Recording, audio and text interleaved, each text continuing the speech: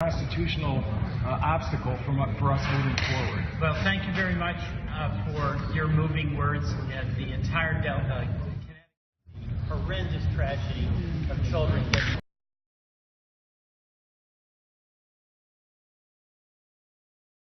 A long and a good night. And whether the majority that has left town is going to give us a vote, we have been heard. And it's not so much that we've been heard, it's the American people have been heard.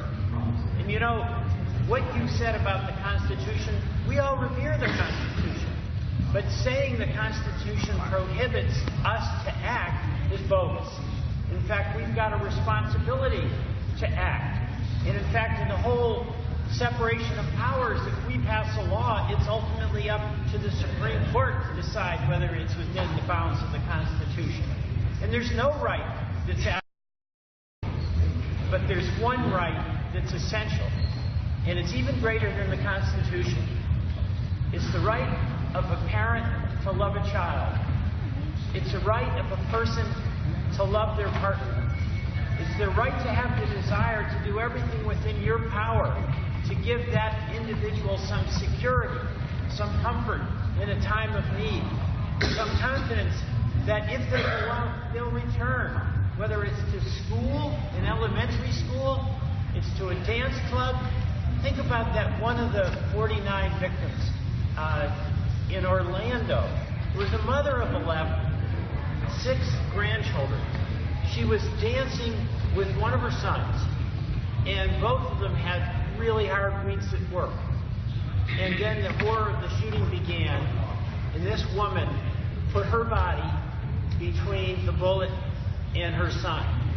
She died, he lived. How much more elemental can the force of an individual, a mother's love for her son be than that?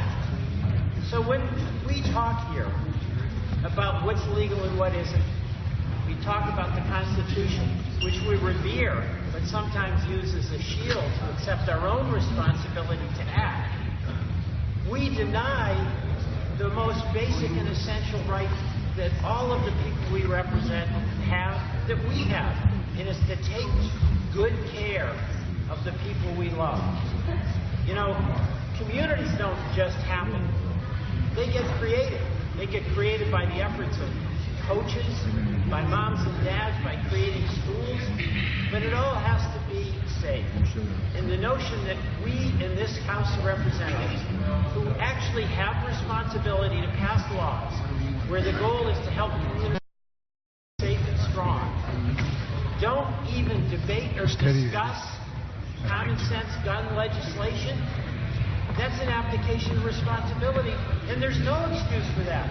So how is it that denying the members of Congress and instead hightailing it out of town without any discussion, how is that acceptable? And you know what? It's not. The American people have a legitimate reason to be upset with this institution, and it's because it's not doing its job. That something may be a hard job is not an excuse to fail to do the job. So I thank my colleagues for this 24 hours where we're not protesting, we're acting.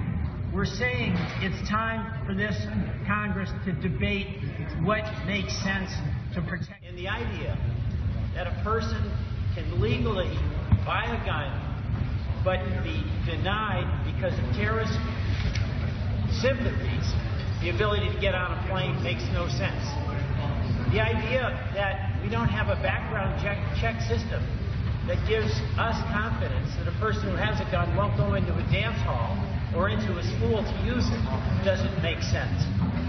So I'm delighted to be here, but this battle is going to be carried on. The majority in the House of Representatives has the power to say yes or no on whether we have a vote. And unfortunately, they've chosen to use that power to deny us not just a vote, but a debate.